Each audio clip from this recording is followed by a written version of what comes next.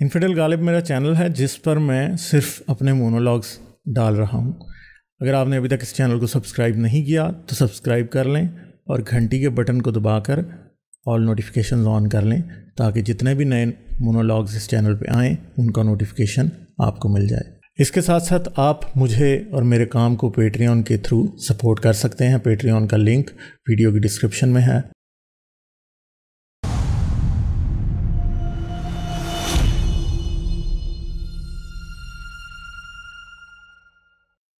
आदाब दोस्तों, मैं हूं गालिब कमाल और आप मुझे YouTube पे देख रहे हैं। आज हम कुरान की प्रेजर्वेशन की बात करेंगे। क्या कुरान महफूज है या नहीं। आज दुनिया में 1.5 अरब मुसलमान जो हैं कुरान पढ़ते हैं और दुनिया में करोड़ों की तादाद में कुरान के हाफिज़ भी मौजूद हैं जो कि कुरान को याद करते हैं। कुरान की करोड़ों की तादाद में कॉपीज़ दुनिया में मौजूद हैं और ज़ेर ज़बर नुक्तों और पूरे एहतमाम के साथ लोग कुरान पढ़ते हैं। उन्हें कुरान पढ़ना आता है, कुरान का तर्जमा करना आता है और अल्लाह ताला ने कुरान में यह भी कहा है कि हमने ये ज़िक्र नाजिल किया और हम ही इसकी हिफाजत करने वाले हैं। मगर एक और भी आयत है जो कि कुरान की प्रेजर्वेशन से रिलेटेड है, उसके ऊपर मुसलमान को ख़ास ज़ोर नहीं देते और शायद उस पर ज़ोर ना देने की जो वजह है वो बेसिकली यही है कि वो कुरान के केस को कमज़ोर करती है, इस्लाम के केस को कमज़ोर करती है। वो ये दिखाती है कि कुरान जिस तरह से ये मानते हैं कि महफूज है उस तरह से महफूज नहीं है। और इन्ना अंज़लना ज़िक्रा में तो कुरान की सिर्फ हिफाजत का दावा किया गया है। इसमें इस आयत में कुरान की हिफाजत का तरीका बताया गया है। कुरान महफूज है तो किस तरह महफूज है। तो ये हम शुरू करते हैं ये लोहे महफूज वाला कुरान की तरह, क्योंकि कुरान की जो सूरा 85 और उसकी आयत 21 और 22 हैं वो ये कहती हैं कि कुरान एक लोहे महफूज पे लिखा हुआ है। ठीक है, बल्कि ये कुरान अजीम शान है, लोहे महफूज में लिखा हुआ। ठीक है, तो ये क्या कह रहे हैं कि लोहे महफूज में कुरान लिखा हुआ है। प्रिजर्व्ड टैबलेट, यानी लोह टैबलेट और महफूज प्रिजर्व, यानी उसके अंदर ये एक महफूज ऐसी टैबलेट है जिसके अंदर कोई अल्ट्रेशन नहीं कर सकता, जो कि हमेशा से महफूज है। और वो महफूज कैसे है अभी आगे हम वो भी देखेंगे। तो इस आयत को ज़हन में रखिए। सूरह बुरूज की आयत, 2 आयतें हैं ये, सूरह बुरूज की आयत नंबर 21 और 22। इनकी तफसीर क्या कहती है? तो इब्न कसीर के मुताबिक वो इसकी तफसीर कुछ इस तरह से करता है कि ये कुरान इज़्ज़त और करामत वाला है, वो लोहे महफूज का नविश्ता है, बुलंद मर्तबा फरिश्तों में है, ज़्यादती कमी से पाक और सरता पा महफूज, ना इसमें तब्दीली हो ना तहरीफ। तो यहाँ पे इब्न कसीर कोई ऐसी बात नहीं कह रहा जो कि आज के इस्लामी स्कॉलर नहीं कहते, जो कि मुहद्दिसीन नहीं कहते, जो कि रसूल अल्लाह ने खुद नहीं कही। सब मेन यही बात करते हैं जो कि यहाँ पे हमें लिखी हुई दिखाई दे रही है। ठीक है, तो फिर अब आगे पता चलता है इब्न कसीर से कि ये क्या है, ये लोहे महफूज क्या है। तो हज़रत उन्स रज़ी ताला अन्हा फरमाते हैं ये लोहे महफूज हज़रत इसराफील की पेशानी पर है। फिर अब्दुल रहमान फरमाते हैं कि दुनिया में जो कुछ हो रहा है और होगा ये सब लोहे महफूज में है, और लोहे महफूज हज़रत इसराफील की दोनों आंखों के सामने है, लेकिन जब तक इन्हें इजाज़त ना मिले वो इसे देख नहीं सकते। हज़रत इब्न अब्बास से मरवी है कि लोहे महफूज की पेशानी पर यह इबादत है, कोई माबूद नहीं बजूज़ अल्लाह के, वो अकेला है, उसका दीन इस्लाम है, मोहम्मद उसके बंदे हैं और रसूल हैं। जो अल्लाह ताला पर ईमान लाए, उसके वादे को सच्चा जाने, उसके रसूलों की ताबेदारी करे, खुदाए आलम उसे जन्नत में दाखिल करेगा। फरमाते हैं ये लोह सफ़ेद मोती की है, इसका तूल आसमान और ज़मीन के दरमियान के बराबर है, यानी आसमान और ज़मीन के दरमियान जो फासला है उतनी ये फैली हुई है। और इसकी चौड़ाई मशरिक और मगरिब के बराबर है। इसके दोनों किनारे मोती और याकूत के हैं। इसके दोनों पट्टे سرخ یاقوت کے ہیں، اس کا قلم نور ہے، یعنی نور کے قلم سے لکھی ہوئی ہے، اس کا کلام عرش کے ساتھ وابستہ ہے، یعنی خدا کے عرش کے ساتھ، اس کی اصل فرشتہ کی گود میں ہے۔ مقاتل فرماتے ہیں یہ خدا کے عرش کے دائیں طرف ہے، یعنی on the right hand of God ہے۔ طبرانی میں ہے، رسول اللہ فرماتے ہیں کہ اللہ تعالیٰ نے لوح محفوظ کو سفید موتی سے پیدا کیا، اس کے صفحے سرخ یاقوت کے ہیں، اس کا قلم نور کا ہے، اس کی کتابت نور کی ہے۔ یہ اللہ تعالیٰ ہر دن 360 مرتبہ اسے دیکھتا ہے، وہ پیدا کرتا ہے، وہ روزی دیتا ہے، مارتا ہے، جلاتا ہے، عزت دیتا ہے، ذلت دیتا ہے، اور جو چاہے کرتا ہے۔ الحمدللہ سورہ بروج کی تفسیر ختم ہوئی۔ دیکھیے سورہ بروج کی جو ابن کثیر کی تفسیر ہے اسی طرح ہے، اور تفسیر جلالین میں بھی کچھ ایسا ہی ہے، اور لوح محفوظ کی جو ڈیفینیشن ہے جو یہاں پہ ابن کثیر نے بتائی ہے تقریباً ایسی ہی مسلمان مانتے ہیں۔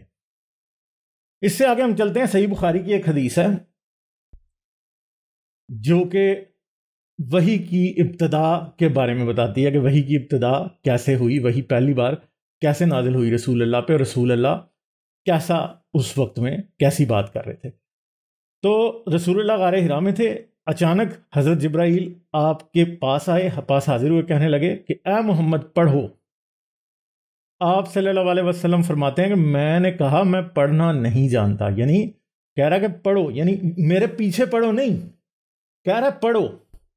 رسول اللہ نے کہا میں پڑھنا نہیں جانتا۔ اگر رسول اللہ اس کی بات کو یہاں پہ اس کی بات کو ریپیٹ کرنے کی بات ہو رہی تھی تو پھر اس رسول اللہ نے آگے سے یہ نہیں کہنا تھا میں پڑھنا نہیں جانتا۔ آپ صلی اللہ علیہ وسلم فرماتے ہیں کہ فرشتے نے مجھے پکڑ کر اتنے زور سے بھینچا کہ میری طاقت جواب دے گئی، پھر مجھے چھوڑ کر کہا کہ پڑھو، میں نے پھر وہی جواب دیا کہ میں پڑھا ہوا نہیں ہوں۔ اس فرشتے نے مجھ کو نہایت ہی زور سے بھینچا کہ مجھ کو سخت تکلیف محسوس ہوئی، اور پھر اس نے کہا پڑھ، میں نے کہا میں پڑھا ہوا نہیں ہوں۔ فرشتے نے تیسری بار مجھے پکڑا اور تیسری مرتبہ پھر مجھ کو بھینچا، مجھے چھوڑ دیا اور کہنے لگا کہ پڑھو اپنے رب کے نام کی مدد سے جس نے پیدا کیا انسان کو خون کی پھٹکی سے بنایا، پڑھو اور آپ کا رب بہت ہی مہربانیاں کرنے والا ہے۔ تو یہ رسول اللہ کو کہہ رہا ہے جبرائیل کہ پڑھو، اور رسول اللہ نہیں پڑھ پا رہے۔ مگر حدیث کے اندر یہ بات پوری ایکسپلین نہیں ہوتی، رسول کو ایک لکھی ہوئی چیز پڑھنے کے بارے میں کہا جا رہا ہے جس کے بارے میں پھر ابن ہشام بتاتا ہے، اور اس حدیث سے ہمیں اچھے طریقے سے یہ پتہ چل جاتا ہے کہ رسول اللہ سے کچھ لکھا ہوا پڑھنے کی بات ہو رہی ہے۔ یہاں پہ اکثر ایک ہنسی کی بات بھی ہے کہ جی کیا اللہ کو نہیں پتا تھا کہ رسول اللہ نہیں پڑھے ہوئے، جبرائیل کو کیوں نہیں پتا تھا کہ رسول اللہ نہیں پڑھے ہوئے؟ تو اب آگے ذرا دیکھتے ہیں کہ آگے کیا سلسلہ ہے۔ تو ابن شام کیا کہتا ہے اسی واقعے کو بتاتے ہوئے، میرے پاس جبرائیل اس وقت جب میں سو رہا تھا اور ایک ریشمی کپڑا لائے جس پر کچھ لکھا تھا، یعنی رسول اللہ کے سامنے اصل میں ایک ریشمی کپڑا لایا گیا اور کہا کہ آپ پڑھو، تو اس سے رسول اللہ نے کہا کہ میں پڑھنا نہیں جانتا، یعنی قرآن لکھی ہوئی فارم میں ایک کپڑے کے اوپر پہلی بار رسول اللہ کے سامنے پیش کیا گیا، مگر رسول اللہ جو تھے وہ پڑھنا نہیں جانتے تھے، اس وجہ سے وہ پڑھ نہیں پائے۔ ٹھیک ہے، تو پچھلی جو حدیث ہے، جو صحیح حدیث ہے بخاری کی، ادھر ابن شام اسی بات کو ریپیٹ کر رہا ہے، آگے یہاں سے لے کے یہاں تک جتنی بھی بات ہے وہ وہی ہے جو کہ پیچھے حدیث میں ہوئی ہے، یعنی ایک لکھی ہوئی چیز پڑھنے کے لیے رسول اللہ کو کہا جا رہا تھا۔ پھر ہم دیکھتے ہیں صحیح البخاری کی حدیث 3759۔ اب ہم ذرا قرآن کی پریزرویشن کی طرف آ جائیں گے، ٹھیک ہے، مگر اس سے پہلے کچھ اور بات کر لیتے ہیں۔ وہ یہ ہے کہ قرآن لوح محفوظ پہ لکھا ہوا ہے، اور جبرائیل جو ایک ریشمی کپڑا لائے جس کے اوپر کچھ لکھا تھا، ظاہری بات ہے کہ وہ لوح محفوظ کی کاپی ہوگی، مگر شروع میں قرآن کے لکھنے سے متعلق ہمیں کافی متضاد اور مشکل قسم کی باتیں نظر آتی ہیں کہ لوگوں نے کیسی کیسی چیزوں پہ لکھا، اور ایسا کیوں نہیں ہوا کہ جو پہلی دفعہ ریشمی کپڑا جبرائیل لے کے آئے وہ رسول اللہ کو دے کے کیوں نہیں چلے گئے؟ یہاں قرآن اسی طرح ریشمی کپڑوں پہ لکھا ہوا نازل ہوتا رہتا تو بڑا آسان ہوتا۔ تو یہاں پہ یہ لگ رہا ہے کہ رسول اللہ کو پڑھنا نہیں آتا تھا مگر باقی لوگوں کو پڑھنا آتا تھا، اور لوگ جو تھے وہی لکھا کرتے تھے اور لوگ وہی یاد بھی کیا کرتے تھے۔ کاتبین وحی میں چاروں خلفائے راشدین اور ان کے علاوہ بہت سے اور صحابی جید اور بہت زیادہ عالم فاضل صحابی جو ہیں وہ سب کے سب ہی وہی لکھنے میں شامل تھے۔ حضرت علی وہی لکھتے تھے، ابو بکر، عثمان اور عمر، یہ سب وہی لکھتے تھے، زید بن ثابت، پھر اس کے بعد عبداللہ بن مسعود، یہ جتنے لوگ ابھی سامنے میں بتا رہا ہوں، رسول اللہ نے کہا یہ حدیث جو ہے 3759 کے مطابق اور آپ نے فرمایا کہ قرآن مجید 4 آدمیوں سے سیکھو، عبداللہ بن مسعود، ابو حذیفہ کے مولا سالم، ابی ابن کعب اور معاذ بن جبل۔ تو عبداللہ بن مسعود اور ابی ابن کعب بہت بڑے نام ہیں دونوں، جو کہ شروع میں قرآن کے ٹیچرز کے طور پہ سمجھے جاتے ہیں۔ اس کے علاوہ زید بن ثابت بھی تھا جو قرآن لکھتا تھا، سلمان فارسی کے بارے میں بھی لکھا جاتا ہے۔ تقریباً 20 کے 24 صحابی ایسے ہیں جن کے بارے میں یہ کہا جاتا ہے کہ وہ وحی کو لکھا کرتے تھے۔ تو پہلی بار وحی لکھی ہوئی فارم میں رسول کے پاس آئی تھی، مگر رسول اللہ اسے پڑھ نہیں پائے، اور بعد میں رسول اللہ یاد کر کے صحابیوں کو بتاتے رہے، اور صحابی کوئی پتھروں پہ لکھ رہا تھا، کوئی پتوں پہ لکھ رہا تھا، کوئی لکڑی پہ لکھ رہا تھا، کوئی چمڑے پہ لکھ رہا تھا۔ صفحے بھی کسی کے پاس نہیں تھے، صفوں کا ذکر بھی 1-2 جگہ پہ ملتا ہے عائشہ کی صورت میں، مگر ہمیں یہ پتا کہ یہ سارے صحابی کہیں نہ کہیں وہی لکھ رہے تھے۔ تو اس کا مطلب ہے کہ لوح محفوظ سے ریٹن فارم میں بھی قرآن اتر سکتا تھا، جو کہ رسول اللہ کی نااہلی کی وجہ سے یا رسول اللہ کی الٹریٹ یا امی ہونے کی وجہ سے ہمیں اس فارم میں نہیں ملا۔ تو اب یہ بات جو ہے آگے چلتے ہیں ذرا، یہ باتیں اب کچھ کافی انٹرسٹنگ ہیں، ان کے اوپر غور کرنے کی بہت ضرورت ہے۔ آگے چلیں گے، ساری باتیں آہستہ آہستہ کور کریں گے۔ پھر صحیح بخاری کی ایک اور حدیث ہے جو حدیث نمبر 4679، 4679۔ اس میں کیا ہے؟ یہ زید بن ثابت سے مروی ہے یہ حدیث کہ جب اس نے قرآن کمپائل کیا، ٹھیک ہے، تو ابھی ہم ایک بات دیکھ لیتے ہیں کہ سب سے پہلا قرآن لوح محفوظ پہ تھا۔ لوح محفوظ سے اسرافیل جبرائیل کو دے رہا تھا لکھی ہوئی فارم میں، اور جبرائیل پھر لا کے رسول کو بتا رہا تھا۔ مگر بعد ہے نا، جبرائیل جو ہیں وہ کس طرح سے وحی کو ٹرانسمٹ کرتے رہے، وہ اس طرح کہ وہ آ کے رسول اللہ کو یاد کراتے تھے، اور رسول اللہ یاد کر کے آگے پیش کر دیتے تھے صحابیوں کو، اور صحابیوں سے لکھ لیا کرتے تھے۔ اچھا، اب زید بن ثابت جو رسول کی خدمت میں اتنا زیادہ نہیں رہا، مگر زید بن ثابت نے قرآن کو کیا کرایا؟ محفوظ کرایا۔ تو جب ردا وار شروع ہوئی، اور تو اس وقت بہت سے صحابی جو صحابہ صفا ہیں، جو کہ مسجد نبوی میں رہا کرتے تھے، جن کا کام ہی قرآن کو یاد کرنا اور اس کو پریزرو کرنا ہوتا تھا، وہ سارے یتیم صحابی تھے، غریب، وہ مسجد نبوی میں ہی رہتے تھے، جنہیں صحابہ صفا کہا جاتا ہے، اور رسول اللہ ان کو قرآن یاد کرتے تھے۔ وہ حافظین قرآن میں اولین ترین لوگ تھے۔ تو پھر یہاں پہ یہ بات آتی ہے کہ حضرت جب جنگ میں بہت سے جو ہیں وہ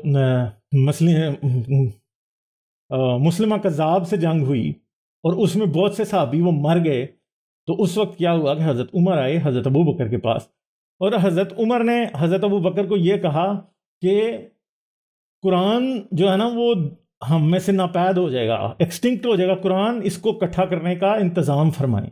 حضرت ابو بکر نے کہا کہ میں اسے اکٹھا کیسے کر سکتا ہوں، جو کام رسول اللہ نے خود نہیں کیا۔ اور پھر حضرت عمر کے اصرار پہ حضرت ابو بکر اس بات کو مان گئے، اور پھر آگے بات ہوتی ہے شروع زید بن ثابت کی۔ تو زید بن ثابت بھی وہی جواب حضرت عمر کو دیتا ہے اور ابو بکر کو، جو کہ انہوں نے دیا۔ تو اس میں یہاں پہ یہ ہے، پھر میں ان سے اس مسئلہ پر گفتگو کرتا رہا، یہاں تک کہ اللہ تعالیٰ نے اس خدمت کے لیے میرا سینہ کھول دیا، یعنی قرآن کی کمپائلیشن کے لیے، قرآن کی تدوین کے لیے جو ہے کس کا سینہ کھل گیا؟ زید بن ثابت کا۔ جس طرح ابو بکر اور عمر رضی تعالیٰ عنہ کا سینہ کھولا تھا، چنانچہ میں اٹھا اور میں نے کھال، ہڈی اور کھجور کی شاخوں سے جن پر قرآن مجید لکھا ہوا تھا، اور اس دور کے رواج کے مطابق قرآن مجید کو جمع کرنا شروع کر دیا، اور لوگوں کے جو قرآن کے حافظ تھے حافظہ سے بھی مدد دی، اور سورہ توبہ کی 2 آیتیں خزیمہ انصاری کے پاس مجھے ملی، ان کے علاوہ کسی کے پاس مجھے نہیں ملی۔ وہ آیتیں یہ تھی، لقد جائکم رسول من انفسکم عزیز علیہ ما انتم حریص علیکم، تو یہ تھی آخر تک۔ پھر مصحف جس میں قرآن مجید جمع کیا گیا تھا ابو بکر رضی تعالیٰ عنہ کے پاس رہا، آپ کی وفات کے بعد عمر کے پاس محفوظ رہا۔ تو کیا تھا کہ مصحف وہ پہلا قرآن تھا جسے اکٹھا کیا گیا، اس کا نام مصحف رکھا، لکڑی، ہڈیاں، کھال، ان سب چیزوں کے اوپر وہ لکھا ہوا تھا، حافظوں سے بھی مدد لی، مگر ابو خزیمہ انصاری کے پاس سے صرف 2 آیتیں ایسی تھی جو کسی اور کے پاس سے نہیں ملی، صرف ابو خزیمہ انصاری کے پاس ہی سے زید بن ثابت کو یہ 2 آیتیں ملی۔ اچھا، پھر اس سے آگے اگر ہم چلتے ہیں تو صحیح بخاری میں ایک اور حدیث ہے کہ جب قرآن یہ کمپائل ہو جاتا ہے، اس کے بعد عمر کا دور آتا ہے، اور یہ عمر کے دور خلافت کی بات ہو رہی ہے۔ یہ صحیح بخاری کی حدیث نمبر 7323 ہے۔ اس میں کیا ہے؟ ابن عباس نے بیان کیا کہ پھر ہم مدینے آئے تو حضرت عمر جمعہ کے دن دوپہر ڈھلے برآمد ہوئے اور خطبہ سنایا. انہوں نے کہا اللہ تعالیٰ نے محمد صلی اللہ علیہ وسلم کو سچا رسول بنا کر بھیجا اور آپ پر قرآن اتارا. اس قرآن میں رجم کی آیت بھی تھی. تو ادھر پہلے تو ہمیں یہ پتہ لگا کہ 2 آیتیں ایسی تھی جو کہ صرف اور صرف ابو خزیمہ انصاری سے نکلیں. ٹھیک ہے. اور ان 2 آیتوں میں سے ان 2 آیتوں کے علاوہ اب ایک آیت اور ہے. ایک آیت ایسی ہے جو کہ زید بن ثابت بھی قرآن میں شامل نہیں زید بن ثابت نے کی. وہ کون سی ہے؟ آیت رجم. اور آیت رجم کا ذکر ہمیں صرف عمر سے نہیں ملتا، ہمیں عائشہ سے بھی ملتا ہے اور بہت سے صحابیوں سے ملتا ہے جن میں عبداللہ بن مسعود بھی شامل ہیں. وہ ظاہری بات ہے میں اس بارے میں ایک علیحدہ ویڈیو بنا سکتا ہوں، میں بناؤں گا اس بارے میں کہ آیت رجم کا مسئلہ کیا تھا اور کیوں قرآن میں وہ آج کے قرآن میں نظر نہیں آ رہی. تو یہ ہم باتیں ساری کریں گے. کچھ چیزیں ایسی ہیں جو کہ میں آج ایک اوور ویو دے رہا ہوں، مگر آہستہ آہستہ کچھ چیزیں ایسی ہیں جن کے اندر ڈیپ جانے کے لیے ہمیں اور ویڈیوز بنانی پڑیں گی. اس ایک ویڈیو میں یہ سب باتیں کور نہیں ہو سکتی. ٹھیک ہے. پھر ایک اور حدیث ہے جو کہ حضرت عائشہ سے مروی ہے. یہ سنن ابن ماجہ کی حدیث نمبر 1944 ہے. اور یہ کیا ہے؟ ام المومنین حضرت عائشہ کہتی ہیں کہ رجم کی آیت اور بڑی عمر کے آدمی کو 10 بار دودھ پلا دینے کی آیت اتری، اور یہ دونوں آیتیں ایک کاغذ پر لکھی ہوئی میرے تخت کے نیچے تھیں. ٹھیک ہے جی. جب نبی اکرم صلی اللہ علیہ وسلم کی وفات ہوئی اور ہم آپ کی وفات میں مشغول تھے، ایک بکری آئی اور وہ کاغذ کھا گئی. تو یہ بھی چیز ہے کہ صرف رجم کی آیت نہیں، اب دوسری آیت وہ بھی مل گئی ہے ایک اور، جس میں جوان آدمی کو دودھ پلا کے محرم بنانے والی آیت ہے. اور یہ اس آیت سے ریلیٹڈ بھی بہت سی حدیثیں ہمیں مل جاتی ہیں جن میں اس بات کا ذکر ہے کہ رسول اللہ نے خود عورتوں کو یہ کہا کہ تم فلاں آدمی کو اپنا دودھ پلا دو، وہ تمہارا محرم بن جائے گا تو کوئی پرابلم نہیں ہوگی. اس کے علاوہ حضرت عائشہ کے پاس جب صحابہ آیا کرتے تھے تعلیم کے لیے تو وہ کیا کرتی تھی؟ انہیں اپنی بہنوں کے پاس بھیج دیا کرتی تھی اور وہ ان کا دودھ پی لیتے تھے، اور اس لیے وہ حضرت عائشہ کے بھانجے بن جاتے تھے. پھر ان کا اور حضرت عائشہ کا پردہ ختم ہو جاتا تھا. تو یہ 2 آیتیں ہو گئی جو کہ آج کے قرآن میں نہیں ہیں. مگر مسئلہ صرف یہیں ختم نہیں ہوتا، مسئلہ اس سے بہت گھمبیر ہے. یعنی اگر ہم یہ سوچیں گے لوح محفوظ والا قرآن کون سا ہے، تو اگر لوح محفوظ پہ جو قرآن تھا وہ رسول اللہ پہ اتارا گیا، تو کیا ہم یہ کہہ سکتے ہیں کہ کیا زید بن ثابت نے جو حضرت ابو بکر کے دور میں قرآن کی کمپائلیشن کی تھی یہ وہ قرآن ہے جو لوح محفوظ والا ہے؟ ہم یہ بات نہیں کہہ سکتے، کیونکہ لوح محفوظ والے قرآن میں تو پھر کس چیز کی آیتیں ہونی چاہیے؟ دونوں، رجم کی آیت بھی ہونی چاہیے اور دوسری جوان آدمی کو دودھ پلانے والی آیت بھی ضرور ہونی چاہیے. اور اب یہ یاد رکھیں کہ کچھ آیتوں کے ابروگیٹ ہونے کی یا ان کو منسوخ ہونے کی بات کی جاتی ہے، مگر تنسیخ صرف اور صرف رسول اللہ کی زندگی میں ہو سکتی ہے. اور تنسیخ رسول اللہ کر سکتے ہیں. عمر کو یا زید بن ثابت کو یا کسی بھی اور شخص کو وہ آیتوں کو منسوخ کرنے کی اجازت نہیں ہے. یہ حدود اللہ ہے، یہ حدود زید بن ثابت نہیں ہے، عمر نہیں ہے، ابو بکر نہیں ہے. تو ہمیں یہ پتہ ہے کہ ایک آیت رجم کے بارے میں جب قرآن زید بن ثابت نے اکٹھا کر لیا تو عمر نے کہا کہ وہ آیت آج کے قرآن میں نہیں ہے. یعنی جو ظاہری بات ہے. دوسری جو کمپائلیشن عثمان کے دور میں قرآن کی ہوتی ہے وہ ہمیں اس بات کا پتہ ہے کہ اس وقت حضرت عمر کی وفات ہو چکی تھی، اس لیے قرآن کی پہلی کمپائلیشن کی بات ہو رہی ہے جو کہ زید بن ثابت نے حضرت ابو بکر کے دور میں کی تھی. تو اس لیے یہاں پہ ہم یہ کہیں گے کہ جو ابو بکر کا قرآن تھا اور جو عثمان کا قرآن تھا وہ بھی آپس میں دونوں کیا تھے؟ ڈیفرنٹ تھے. اس لیے اب ہم سوچتے ہیں کہ اب قرآن کی، آج تو ہم بڑے زور و شور سے کہہ دیتے ہیں قرآن پوری دنیا میں ایک ہے. صحیح ہے. آپ روز یہ باتیں سنتے ہیں، کسی مسلمان سے پوچھیں تو وہ کہتا ہے جی یہ تو یہ کتاب ہے اور اس میں کوئی شک نہیں. ٹھیک ہے، یہ لوح محفوظ پہ محفوظ ہے، ہم نے یہ قرآن نازل کیا اور ہم ہی اس کی حفاظت کرنے والے ہیں. اب سوچنے والی بات ہے کہ کیا وہ کمپلیٹ قرآن تھا لوح محفوظ والا جو کہ رسول اللہ کی زندگی میں تھا، جو مختلف لوگوں کے پاس تھا، اور کسی بھی شخص کے پاس مکمل قرآن ایک کاپی کی شکل میں موجود نہیں تھا؟ کیونکہ اگر کسی ایک شخص کے پاس مکمل کاپی کی صورت میں ہوتا پھر کیا ہوتا کہ ہمارے پاس زید بن ثابت کو لوگوں سے قرآن اکٹھا کرنے کی ضرورت نہیں پڑنی تھی، قرآن میں اتنا اختلاف بھی نہیں ہونا تھا. اور پھر پرابلم یہ ہے کہ اب ابو خزیمہ کا جو کیس ہے وہ خود ایک جھوٹ کی طرف نشاندہی کرتا ہے. یہاں تو قرآن کی کوئی 1-2 آیتیں ایسی تھی سورہ توبہ کی جو کہ صرف اور صرف ابو خزیمہ انصاری نے رسول اللہ سے سنی تھی، اور باقی ہمیں پتہ ہے کہ یہ سب کے سب حضرت عمر، ابو بکر، علی، عثمان، ابو ہریرہ، کعب بن ابی بن کعب، عبداللہ بن مسعود، یہ سب کے سب قرآن نکلے تھے. سلمان فارسی، یہ ایٹ لیسٹ 20 سے 25 صحابی تھے جو کہ ڈائریکٹ رسول اللہ سے قرآن لکھا کرتے تھے. اب سوچنے کی بات ہے کہ کیا ابو خزیمہ انصاری نے وہ آیتیں، باقی سب نے کسی نے بھی نہیں لکھی، ابو خزیمہ انصاری نے ہی صرف وہ آیتیں کیسے لکھی؟ کیونکہ ابو بکر کے دور میں یہ بات یاد رکھیں کہ یہ سب صحابی زندہ تھے. ٹھیک ہے، ابو خزیمہ انصاری کے علاوہ اگر وہ آیتیں کسی کو نہیں ملی، کسی کے پاس نہیں تھی، تو زید بن ثابت نے کس طرح سے یہ آیتیں قرآن میں شامل کر لیں؟ کیا زید بن ثابت کے ذہن میں یہ نہیں آیا کہ یہ آیتیں جو ہیں وہ کہیں ابو خزیمہ نے خود ہی ایجاد تو نہیں کر دیں؟ دوسری بات یہ ہے کہ اگر چلیں خود نہیں ایجاد کی تو اس کا مطلب یہ ہے کہ قرآن کے بارے میں اتنا کوئی کنسنسس صحابیوں کے درمیان موجود نہیں تھا، اور ایک دوسرے کی گواہی کو سچ لے رہے تھے. حالانکہ میرا خیال ہے کہ ابو خزیمہ انصاری ان 4 لوگوں میں نہیں ہے جن کے نام میں نے پہلے شروع میں دکھا دیے ہیں. تو پھر کیسے مان لیں ہم کہ قرآن جو ہے وہ قرآن کے اوپر ایک یونانیمٹی تھی، سب کے سب متفق تھے کہ یہ قرآن ہے رسول اللہ کے دور میں. اور اگر آپ یہ کہیں کہ رسول اللہ کے دور میں کوئی ایسا شخص تھا جسے پورا قرآن یاد تھا، تو میں یہ بھی کہوں گا کہ وہ تو خود رسول اللہ نہیں تھے. آگے ہم دیکھیں گے کوئی بندہ بھی ایسا نہیں تھا. یعنی اس کا مطلب ہے کہ بہت سا قرآن جو کہ سب لوگوں کو یاد تھا، مگر 2 آیتیں جو قرآن کی ابو خزیمہ انصاری کے علاوہ کسی کو یاد نہیں تھی. تو اس کا مطلب ہے کہ وہ لوگ جو تھے، عمر، علی، ابو بکر، زید بن ثابت، یہ سب کے سب قرآن کے مکمل حافظ نہیں تھے. اگر قرآن کا مکمل حافظ ہو سکتا تھا تو ابو خزیمہ انصاری ہو سکتا تھا. مگر بات اس سے بھی بہت گمبھیر ہے، ابھی آگے چلیں گے تو اور مطلب یہ ایسا مسئلہ ہے کہ اب اس کو کھولتے چلے جائیں تو یہ آپ نے انجن کھول لیا جس کا آپ کو پتہ نہیں ہے کہ اب آپ نے بند کیسے کرنا ہے. یہ ابھی آگے دیکھیں گے، ابھی آگے ہوتا ہے کہ کیا. تو پھر آگے ایک اور ہے کہ سورہ احزاب سورہ بقرہ جتنی لمبی تھی. تو یہ ایک روایت ہے جو کہ صحیح روایت مانی جاتی ہے. زر بن جیش کہتے ہیں کہ ابی بن کعب نے مجھ سے کہا تم لوگ سورہ احزاب کی کتنی آیتیں پڑھتے ہو؟ تو میں نے کہا 73 یا 74 آیتیں. تو ابی نے کہا کہ ایسا نہیں ہو سکتا، سورہ احزاب تو سورہ بقرہ کے برابر یا اس سے بڑا تھا. یعنی سورہ احزاب جو تھی سورہ بقرہ سے بھی بڑی تھی، اس میں آیت رجم بھی تھی. اور اب وہ جو آیت رجم کی بات اتنی دیر سے ہم کر رہے ہیں وہ سورہ احزاب میں تھی. ٹھیک ہے. زر بن جیش کہتے ہیں کہ میں نے ان سے پوچھا کہ آیت رجم کیا ہے، تو آپ نے فرمایا اذا زانیہ الشیخ والشیخۃ فرجمها البتۃ نکالا من اللہ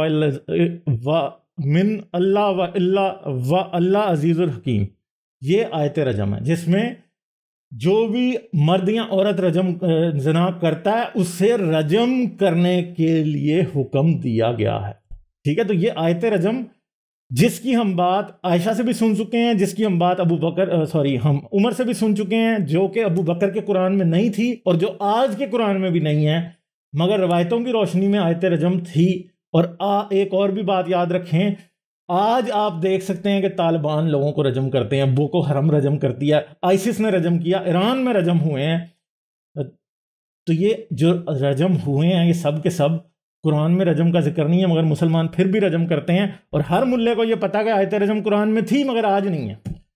اور آج کوئی بھی مولوی ایسا نہیں ہے جو اس آیت کو دوبارہ قرآن میں شامل کر کے دکھا دے، حالانکہ یہ قرآن کی آیت ہے. تو اس کا مطلب ہے کہ وہ 2 آیتیں تو ابو خزیمہ انصاری سے نکلی تھی، یہ 2 آیتیں جوان آدمی کو دودھ پلانے والی اور رجم والی آیت آج بھی قرآن میں نہیں ہے. اس کا مطلب ہے رسول اللہ کو اور عمر نے کہا کہ ہم نے رسول اللہ کے دور میں رجم کیا، رسول اللہ نے خود رجم کرایا. اس کی بھی حدیثیں ہمارے سامنے موجود ہیں. ہمیں پتہ ہے کہ رجم ہوتا تھا، رجم کرایا جاتا تھا. ایک جگہ نہیں رسول اللہ نے لوگوں کو رجم کرایا، بلکہ میں اس کے اوپر بھی ایک علیحدہ ویڈیو ضرور بناؤں گا کہ رسول اللہ نے کتنے لوگوں کو کب کب رجم کرایا. تو وہ آیتیں بھی، وہ آیت جو ہے آج نہیں ہے، مگر اس مسلمان آج بھی رجم کو پریکٹس کرتے ہیں. اور اسلامی شریعت میں رجم کوئی منسوخ نہیں ہوا. کچھ غامدی صاحب جیسے مولوی ضرور کہتے ہیں کہ رجم منسوخ ہے، مگر سارے ائمہ جو ہیں، امام سب کے سب اس بات میں متفق ہیں کہ رجم جو ہے زنا کی سزا ہے. تو رجم والی آیت قرآن میں نہیں ہے.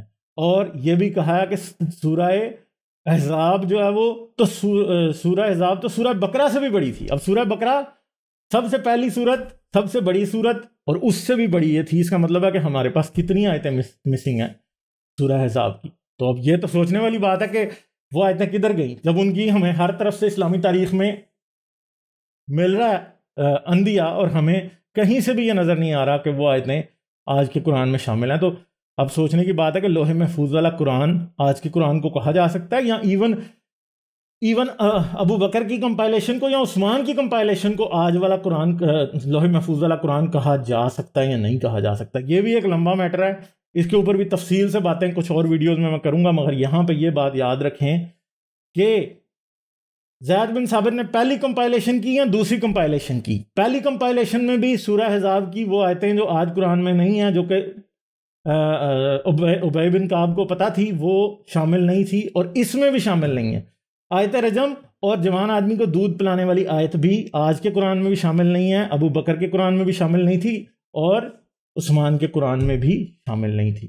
تیسری بات ہے کہ ابو خزیمہ انصاری سے زید بن ثابت نے یہ بات دیکھی کیوں نہیں کہ وہ کئی آیتیں اس نے خود ہی تو یاد نہیں کی کہ وہ زید بن ثابت کو بھی وہ آیتیں نہیں آتی، کسی اور کو بھی نہیں آتی، اور وہ آیتیں قرآن کا حصہ ہیں، اور بہت سی آیتیں باقی کی قرآن کا حصہ نہیں ہیں۔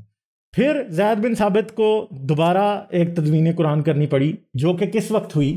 جو کہ عثمان کے دور میں ہوئی۔ عثمان کے دور میں عثمان نے دوبارہ سے قرآن کو کمپائل کرایا، اور اس کی وجہ کیا ہے؟ اس کی وجہ یہ تھی کہ وہ صوبے جو مسلمان فتح کرتے جا رہے تھے، ان صوبوں کے لوگوں نے قرآن کو اپنے تلفظ میں پڑھنا شروع کر دیا تھا، اور وہ اس کی وجہ سے قرآن کا مطلب بدلتا جا رہا تھا، جس کی وجہ سے دوبارہ قرآن کی تدوین کی ضرورت پڑی۔ اب یہاں پہ بھی اختلاف ہے، یہاں پہ یہ بھی کہا جاتا ہے کہ زید بن ثابت نے حفصہ کا قرآن منگوایا، جو کہ ابو بکر کے مرنے کے بعد عمر کے مرنے کے بعد ام المومنین حضرت حفصہ کے پاس موجود تھا، وہ منگوایا، اور پھر اس کی کاپی شاپی تیار کی اور سب کچھ ہو گیا۔ مگر کیا زید بن ثابت کو یہ پتہ نہیں تھا کہ آیت رجم عائشہ کو یاد ہے، اور دودھ پلانے والی آیت بھی یاد ہے؟ دوبارہ بھی کریکشن کا ٹائم تھا، وہ نہیں شامل کی گئی دوبارہ سے، مگر اب سوچنے کی بات ہے۔ پھر ہمیں کچھ جگہوں پہ یہ بھی ملتا ہے کہ یہ جو کاپی بنائی گئی تھی، یہ عبداللہ بن مسعود کے قرآن سے بنائی گئی تھی۔ اس پہ بھی بات کریں گے آگے ویڈیوز میں، کسی دن میں اس کے اوپر بھی ویڈیو بناؤں گا، یہ قرآن کے اوپر میں شروع ہو گیا ہوں، اس کی ہسٹری ساری بناؤں گا۔ تو ادھر بھی بہت سا اختلاف ہے۔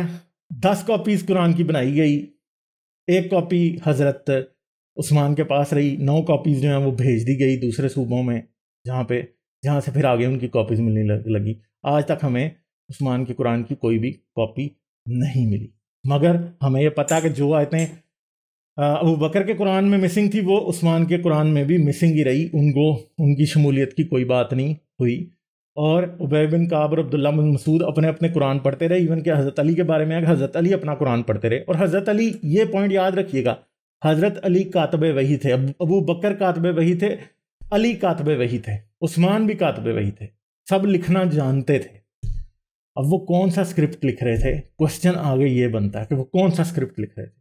ہم ذرا قرآن کے اسکرپٹ کی طرف آ جاتے ہیں۔ سب سے پرانے قرآن ہیں جو کہ امید خلافت کے دوران میں ہمیں ملتے ہیں، وہ جو ہیں وہ تقریباً 750 عیسوی تک ہمیں وہ قرآن ملتے ہیں۔ 632 سے 750 کتنے 118 سال جو پہلے ہیں، اس کے دوران ہمیں کس اسکرپٹ کے قرآن ملتے ہیں؟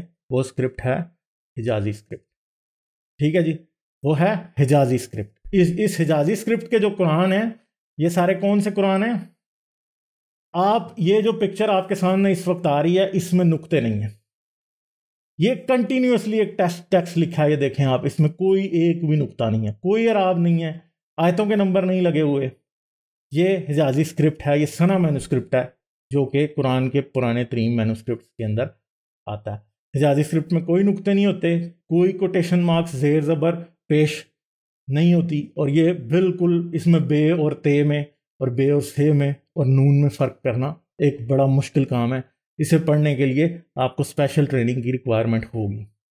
صحیح ہے، جس بندے کو قرآن یاد ہے بہت اچھے طریقے سے، وہ اس کو شاید پڑھ لے، مگر جس شخص کو نہیں یاد وہ اسے پڑھ نہیں سکتا۔ تو یہ ارلی قرآنک مینوسکرپٹ ان حجازی اسکرپٹ 8ویں صدی عیسوی کا یہ بنتا ہے، یعنی 700 سم تھنگ کا، شاید 750 سے پہلے کا یہ ہوگا۔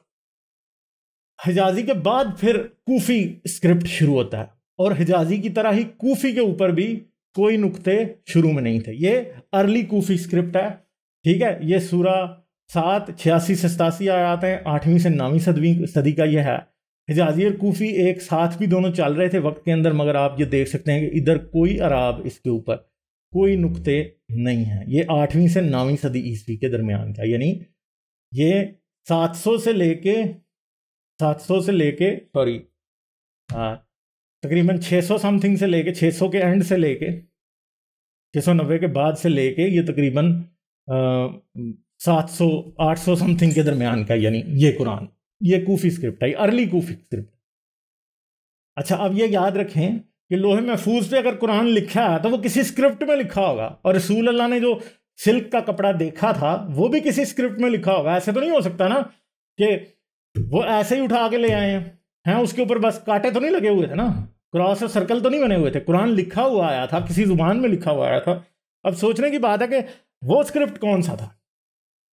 کیا ہونا نہیں چاہیے تھا کہ جبرائیل وہ اسکرپٹ جو پرفیکٹ اسکرپٹ تھا وہ لوگوں کو سکھا دیتے، حضرت محمد کو سکھا دیتے، حضرت محمد آگے صحابیوں کو سکھا دیتے اور قرآن اسی اسکرپٹ میں محفوظ کیا جاتا، نہ کہ پہلے جو ہے وہ حجازی اسکرپٹ جیسی بونگی ماری جاتی، جیسے کہ یہاں پہ نظر آ رہا ہے کہ نہ نقطے ہیں نہ زیر زبر ہے. کوئی بھی شخص اس کو پڑھنے میں کامیاب نہیں ہو سکتا، بڑا مشکل کام ہے. ٹھیک ہے، اور ظاہری بات ہے اب ایک اور بھی مسئلہ ہے کہ سوچیں عثمان کے دور میں اگر پڑھنے کے مسائل پیدا ہو رہے تھے تو کیوں ہو رہے تھے؟ اس کا مطلب قرآن کوئی لکھا ہوا تھا تو ہو رہے تھے نا. اب زبان اگر فرض کریں جی مجھے کوئی انگلش میں پڑھ کے سنا رہا ہے قرآن، یا کوئی بھی شیکسپیئر مجھے پڑھ کے سنا رہا ہے، تو مجھے بتائیں کہ اگر پڑھ کے سنا رہا ہے تو پروننسیشن کا مسئلہ کیسے پیدا ہوگا؟ اگر میں نے شیکسپیئر کی یا میں نے کیا اسے کہتے ہیں غالب کی نظمیں یاد کرنی ہیں یا غزلیں یاد کرنی ہیں، تو جب مجھے کوئی اورلی بتا رہا ہے تو پروننسیشن کا مسئلہ تو نہیں پیدا ہو سکتا. اگر کوئی مجھے لکھ کے دے رہا تو میں اپنی غلط پروننسیشن میں، پنجابی پروننسیشن میں اردو پڑھنے لگ جاؤں گا، اس لیے غلط ہو جائے گا. تو ایون کہ یہ بات کرنا کہ اس ٹائم عربی جو حجاز کے عربی تھے جو کہ مکہ مدینے سے تعلق رکھتے تھے، وہ جو قرآن بصرہ والوں کو یا دمشق والوں کو یاد کرا رہے تھے زبانی طور پہ، تو پھر مجھے بتائیں کہ پروننسیشن کا مسئلہ کیسے پیدا ہو سکتا ہے، کیونکہ وہ تو زبانی یاد کرا رہے تھے. اور اگر قرآن لکھا ہوا تھا اور لوگ اسے غلط پروننسیشن سے پڑھ رہے تھے تو پھر ہم بات کسی طریقہ سے ہم کہہ سکتے ہیں. مگر یہ بھی ایک علیحدہ ٹاپک ہے، یہ کافی ڈیپ ٹاپک ہے، اس کے بارے میں بھی ہم ڈسکس کریں گے آگے، اور دیکھیں گے آپ کے اس کے ایشوز، قرأت کے ایشوز کیا ہیں. قرأت کے بھی بہت بڑے ایشوز ہیں. اچھا اس سے آگے چلتے ہیں. کوفک اسکرپٹ میں کوئی نقطے نہیں ہے، اس کا مطلب ہے کہ کوفک اسکرپٹ جو ہے وہ بھی پرابلمٹک ہی تھا.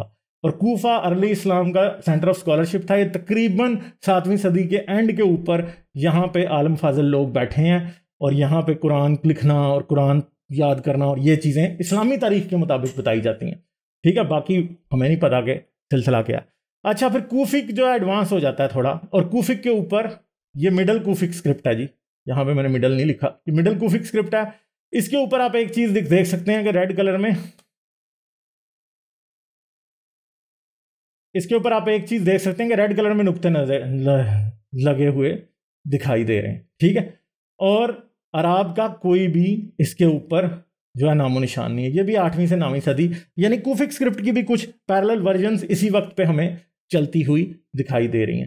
تو کیا یہ وہ قرآن ہے جو لوح محفوظ پہ لکھا گیا تھا، یا یہ ہے، یا پھر یہ ہے؟ اب آپ سوچیں اس بارے میں کہ لوح محفوظ پہ کیا حجازی اسکرپٹ میں لکھا ہوا تھا، کیا ارلی کوفک اسکرپٹ میں لکھا ہوا تھا، کیا مڈل کوفک اسکرپٹ میں لکھا ہوا تھا، یا پھر لیٹ کوفک اسکرپٹ میں جو کہ تقریباً 11ویں صدی عیسوی کا ہے، یعنی 1000 سم تھنگ کا، رسول اللہ کی وفات سے تقریباً 350 سے 450 سال بعد کا یہ جو کوفک اسکرپٹ ہے، جس کے اندر یہ بسم اللہ الرحمن الرحیم نظر آ رہا ہے، بے کا نقطہ یہ آپ کو نظر آ رہا ہے. ٹھیک ہے، یہ آپ کو نون کا نقطہ یہ نظر آ رہا ہے. یہاں پہ آپ کو الرحمن اور رحیم کے نیچے آپ کو کیا نظر آ رہے ہیں؟ 2 نقطے یہاں پہ نظر آ رہے ہیں، اور سارے نقطے آپ کو لکھے ہوئے نظر آ رہے ہیں. کچھ اعراب آپ کو بلو میں لگے نظر آ رہے ہیں، کچھ ریڈ میں، کچھ نقطے جو ہیں آپ کو گول دائروں کے، گولڈن کلر کے گول دائروں کی شکل میں لکھے ہوئے نظر آ رہے ہیں. تو ہمیں کوفک اسکرپٹ ایوالو کرتا ہوا دکھائی دے رہا ہے. مگر پھر بعد ازاں قرآن کے ساتھ اس سے بھی آگے جو کام ہوا وہ کیا تھا کہ قرآن کے اوپر آیت نمبر بھی لگا دیے گئے. قرآن کے اوپر آیت نمبر لگانے کے ساتھ ساتھ قرآن کے اوپر زیر زبریں لگا دی گئیں. قرآن کے اوپر ان کی جو ترتیب ہے، ہمیں نہیں پتا کہ ترتیب جو ہے وہ رسول اللہ نے کیا ترتیب بتائی تھی. کچھ ریفرنسز ملتے ہیں مگر کہتے ہیں ابی بن کعب کا اور عبداللہ بن مسعود کا اور حضرت علی کے قرآن تینوں کی ترتیب میں فرق تھا.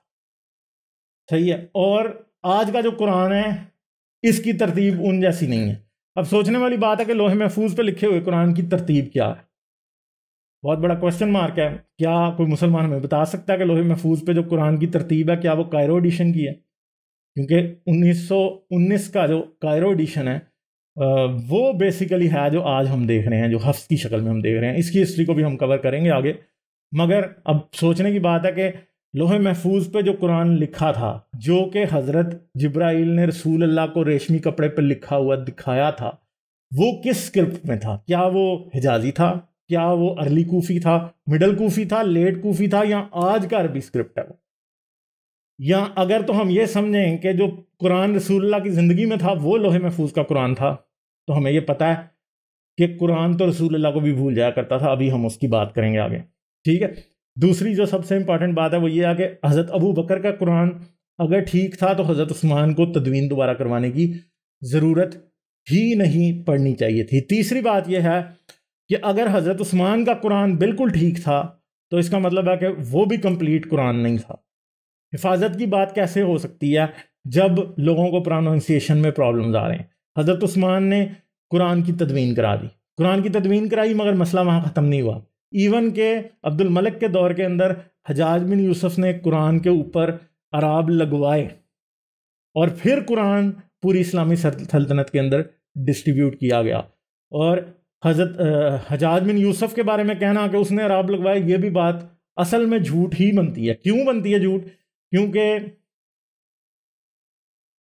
کیا اسے کہتے ہیں، ہمیں جو قرآن مل رہے ہیں امید پیریڈ کے، ان کے اوپر کہیں بھی اعراب کا نشان ہمیں نظر نہیں آ رہا. جتنے بھی مینوسکرپٹ آج تک ملے ہیں، ثنا مینوسکرپٹ ہیں اور اس سے پہلے مینوسکرپٹ ہیں، حتیٰ کہ ان کے اوپر نقطے بھی شاذ و نادر ہی ہمیں لگے ہوئے دکھائی دیتے ہیں. ہاں، یہاں تو پھر ہم یہ کہیں کہ کوفہ کا جو اسکرپٹ ہے وہ حجاج بن یوسف نے بنوایا تھا، تو پھر ایک علیحدہ کوسچن مارک ہے. وہ بھی یہ 2+2 4 نہیں ہوتا، بہت مشکل کام ہے اس کو 2+2 4 کرنا. تو اب کیا ہے، کون سا قرآن ایسا ہے جو کہ کیا میں آج یہ کہہ سکتا ہوں کہ لوح محفوظ پہ جو قرآن محفوظ ہے وہ آپ کا حفظ ہے؟ نہیں، وہ نہیں ہے. کیسے نہیں ہے؟ کیونکہ ہمیں یہ پتا ہے کہ حفظ جو بھی تھا رسول اللہ، جو حفظ جو قرآن ہے وہ رسول اللہ کے دور میں ہی قرآن نہیں تھا وہ والا. کیونکہ پہلی تو بات یہ ہے کہ حفظ کے اوپر لگے ہوتے ہیں اعراب اور نقطے. رسول اللہ کے دور میں جو بھی لکھا جاتا تھا اس پہ اعراب اور نقطے بالکل نہیں ہوتے. نہ شروع کے حجازی اسکرپٹ میں نقطے اور اعراب ہیں، نہ شروع کے کوفی اسکرپٹ میں نقطے اور اعراب ہیں. اور حجازی اسکرپٹ پہ تو نقطے اور اعراب آنے کی باتیں ہی بڑی مشکل ہیں، مگر بعد ازاں کوفی اسکرپٹ کے اوپر ہم دیکھتے ہیں. اور ہمارا جو آج کا عربی اسکرپٹ ہے وہ کوفی اسکرپٹ کی ہی ایک آگے ایوولوشن ہے. تو اس لیے question mark question mark question mark, no answer at all. ہر طرف سے یہی نظر آتا ہے کہ قرآن ایوالو ہو رہا تھا، قرآن بدل رہا تھا، اس کا اسکرپٹ ایوالو ہو رہا تھا، اس کا ٹیکسٹ ایوالو ہو رہا تھا. یعنی کس رسم الخط ایوالو ہو رہا تھا، اسکرپٹ اور ٹیکسٹ، یعنی عبارت بھی جو ہے وہ کیا ہو رہی تھی، ایوالو ہو رہی تھی، ارتقاء سے گزر رہی تھی. حضرت محمد کے دور میں عبارت کچھ اور تھی، حضرت ابو بکر کے دور میں عبارت کچھ اور تھی، حضرت عثمان کے دور تک آتے ہوئے پھر عبارت بدل گئی. پھر جب حجاج بن یوسف تک کا عبد الملک کا دور آیا تو نقطے اور اعراب لگ گئے اسلامک ٹریڈیشن کے مطابق. اور اگر آپ یہ مان لیں کہ حجاج بن یوسف نے جو اعراب لگوائے ہیں وہی قرآن ہمارے پاس محفوظ ہے، تو بیسیکلی قرآن کو فائنلائز کرنے والا وہ ہے. آیت نمبر پھر لگے، شروع کے قرآن میں کوئی آیت نمبر نہیں تھے.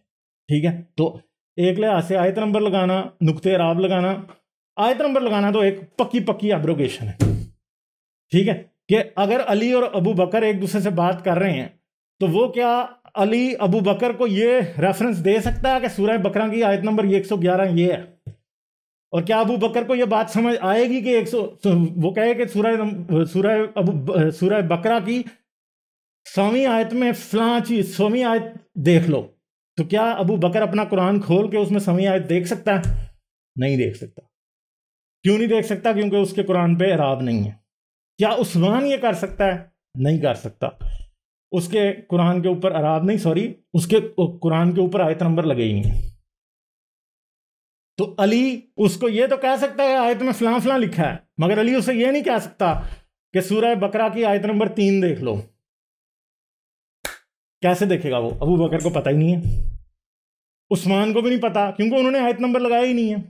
تو آیت نمبر لگانا خود قرآن میں تحریف کرنا ہے ایک حساب سے، اور قرآن کا مطلب بدل جاتا ہے آیت نمبر کی وجہ سے، کیونکہ قرآن ایک کنٹینیوس ٹیکسٹ کے طور پہ آ رہا ہوتا ہے، اور مولوی کیا کرتے ہیں جیسے چھوٹے چھوٹے چنکس میں ایک آیت میں بانٹ دیتے ہیں، اور وہ یہ چاہتے ہیں کہ آپ پچھلی آیت کو دیکھیں ہی نہ۔ تو یہ مسئلے ہیں جو کہ قرآن میں ایگزسٹ کرتے ہیں۔ پھر اب اگر ہم یہ کہیں کہ رسول اللہ وہ تھے جن کو پورا قرآن یاد تھا، تو اس کے بارے میں بھی حدیثیں ہمارے پاس ہیں کہ رسول اللہ وہ نہیں تھے، جیسے کہ صحیح بخاری کی حدیث نمبر 5038 کیا کہتی ہے؟ رسول اللہ نے ایک صاحب کو رات کے وقت ایک سورت پڑھتے ہوئے سنا تو فرمایا اللہ تعالیٰ اس شخص پر رحم کرے، اس نے مجھے فلاں آیتیں یاد دلا دیں جو مجھے فلاں فلاں صورتوں میں سے بھلا دی گئی تھیں۔ اب قرآن رسول اللہ کے متعلق اور بھی حدیثیں ملتی ہیں جن میں یہ کہا جاتا ہے کہ رسول اللہ یہ کہتے تھے کہ جو آیت اللہ چاہتا تھا وہ مجھے بھلا دیتا تھا۔ اب اللہ کی آیت یاد دلانے والا ایک اور شخص تھا، یعنی وہ شخص ایسا تھا جس دوران میں رسول اللہ کو آیتیں بھولی تھی، اس شخص کو وہ آیتیں یاد تھی۔ تو اس کا مطلب ہے کہ رسول اللہ بھی مکمل حافظ قرآن نہیں تھے، اور وہ شخص تو مکمل حافظ قرآن ہو نہیں سکتا۔ کیوں نہیں ہو سکتا؟ کیونکہ اس کا ایک بہت بڑا مسئلہ ہے، وہ نبی تو نہیں تھا نا۔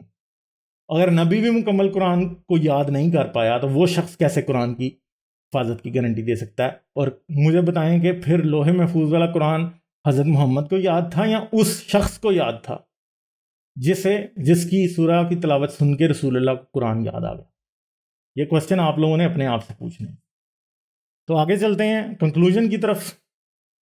علی جو تھا وہ وہی لکھتا تھا، اور اگر اسے لکھنا آتا تھا، ابو بکر کو لکھنا آتا تھا، عثمان کو لکھنا آتا تھا، عمر کو لکھنا آتا تھا، تو حضرت محمد کو لکھنا کیوں نہیں آتا تھا؟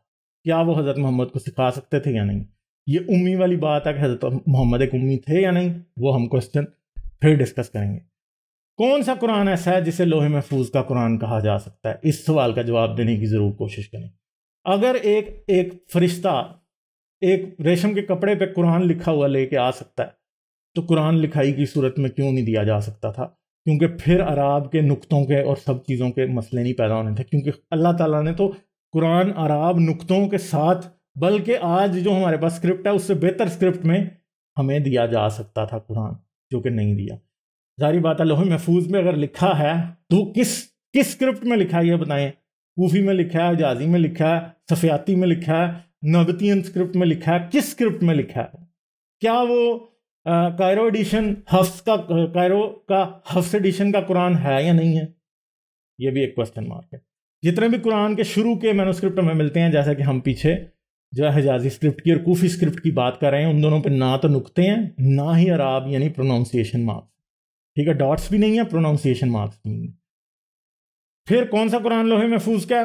پھر کوسچن وہیں کا وہیں کھڑا ہے۔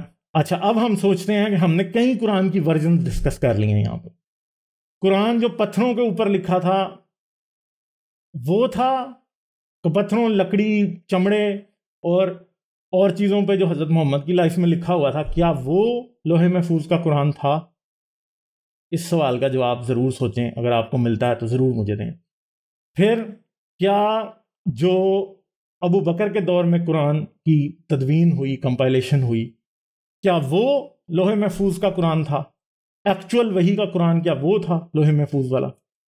یا پھر جو علی کے پاس تھا، عبداللہ بن مسعود کے پاس یا ابی بن کعب کے پاس جو قرآن تھا، ان تینوں میں سے کون سا لوح محفوظ کا تھا؟ یہ سوچتے ہیں۔ یا عثمان کا قرآن ان تینوں کے بجائے لوح محفوظ کا قرآن تھا؟ یہ کوسچن کا بھی جواب ہمیں آپ دیں، سوچیں، اگر آپ کو ملتا ہے تو ضرور مجھے دیں۔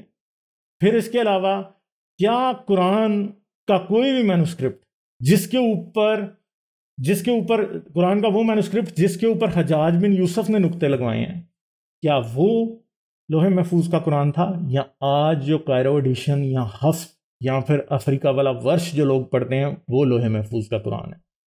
ان سب قرآنوں کے درمیان ایک دوسرے سے اختلاف ہے۔ لوح محفوظ کا مطلب ہی پریزرویشن ٹیبلٹ ہے کہ جس کے اوپر اللہ تعالیٰ نے سب چیزوں کو محفوظ کیا ہو۔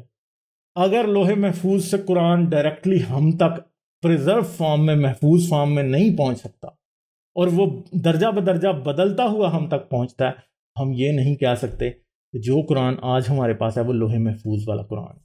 یہ فیصلہ یا یہ باتیں لاجیکلی ان باتوں کو سوچیں، میں کوئی ایسی بات نہیں بتا رہا جو میں نے خود ایجاد کی ہے، آج جتنی بھی بات ہوئی ہے وہ ساری کی ساری اسلامی تاریخ کے مطابق ہوئی ہے۔ آپ بتائیں کہ کون سا قرآن پریزرو ہے، کون سا قرآن جو آپ قرآن آپ کے پاس ہے آج، جو آپ کے گھر میں ہے، جو کہ آج پرنٹنگ پریسز سے چھپ کے آتا ہے، جس کے اوپر جس کے اندر ایک اعراب زیر زبر کی بھی کوئی ڈفرنس نہیں ہوتا، کیا وہ قرآن لوح محفوظ کا قرآن ہے، یا پھر جو صحابی پڑھ رہے تھے ان کا قرآن لوح محفوظ کا قرآن ہے؟ کیونکہ یہ یاد رکھیں، آپ کا قرآن صحابیوں سے آیا، صحابیوں کا قرآن آپ سے نہیں آیا، اس لیے وہ ٹھیک ہونا چاہیے۔ آج آپ نے اعراب لگا کے سب کچھ درستگی کر دی، وہ ایک علیحدہ بات ہے، مگر ابو بکر کا، عمر کا، عثمان کا، علی کا اور رسول اللہ کے دور کا جو قرآن ہے وہ زیادہ ٹرسٹیبل ہونا چاہیے۔ اور ہمیں یہ پتہ کہ اس ٹائم قرآن کو پریزرو کرنے کا کوئی اچھا میکینزم نہیں تھا، پھر ہم کیسے مان لیں قرآن پریزرو ہوا ہے؟ یہ ایک بہت بڑا کوشچن مارک ہے جس کا آنسر آپ دیں، اس پہ سوچیں، پوچھیں مولویوں سے کہ غالب نے یہ باتیں کی ہیں، ان کا جواب دو، پوچھیں ان سے۔ اور میں نے کوئی ایسی بات نہیں کہی جو کہ آپ کے یہ بڑے بڑے عالم نہیں جانتے، یہ جانتے ہیں قرآن محفوظ نہیں ہے۔ قرآن بھی بالکل اسی طرح ایک انسان کی غلطی سے دوسری انسان کی غلطی تک، ایک انسان کی درستگی سے دوسرے انسان کی درستگی تک ہم تک پہنچا ہے، کوئی پروسیس بائی پاس کر کے نہیں آیا، ٹھیک ہے؟ نہ اس کا اترنا اور اس کا پہنچنا، رسول کو ریممبر کرنا، لوگوں کو لکھوانا، لوگوں کا لکھنا، اور لوگوں کا ارکیک اور انتہائی غیر مؤثر یا ان افیکٹو اسکرپٹس کے اندر قرآن کو لکھنا خود یہ بتا دیتا ہمیں کہ قرآن پریزرو نہیں ہے۔ کیونکہ قرآن کو لکھا جب آپ نے ایک ایسے اسکرپٹ میں ہے جس پہ نقطے اور اعراب ہی نہیں ہے، قرآن پریزرو کیسے ہو سکتا؟ پھر زبانی کلامی کے اوپر تو اعتبار ہی نہیں کیا جا سکتا، کیونکہ ہمیں یہ پتا کہ رسول اللہ کی زندگی میں کوئی بھی مکمل حافظ قرآن نہیں تھا اور بعد ازاں نہیں تھا۔ چلیں جی، اپنا بہت خیال رکھیے گا، ان سوالوں پہ غور کریں۔ غالب کو اجازت دیں، خطاب۔ انفیڈل غالب میرا چینل ہے جس پر میں صرف اپنے مونولوگز ڈال رہا ہوں۔ اگر آپ نے ابھی تک اس چینل کو سبسکرائب نہیں کیا تو سبسکرائب کر لیں اور گھنٹی کے بٹن کو دبا کر آل نوٹیفیکیشنز آن کر لیں تاکہ جتنے بھی نئے مونولوگز اس چینل پہ آئیں ان کا نوٹیفیکیشن آپ کو مل جائے۔ اس کے ساتھ ساتھ آپ مجھے اور میرے کام کو پیٹریون کے تھرو سپورٹ کر سکتے ہیں۔ پیٹریون کا لنک ویڈیو کی ڈسکرپشن میں ہے۔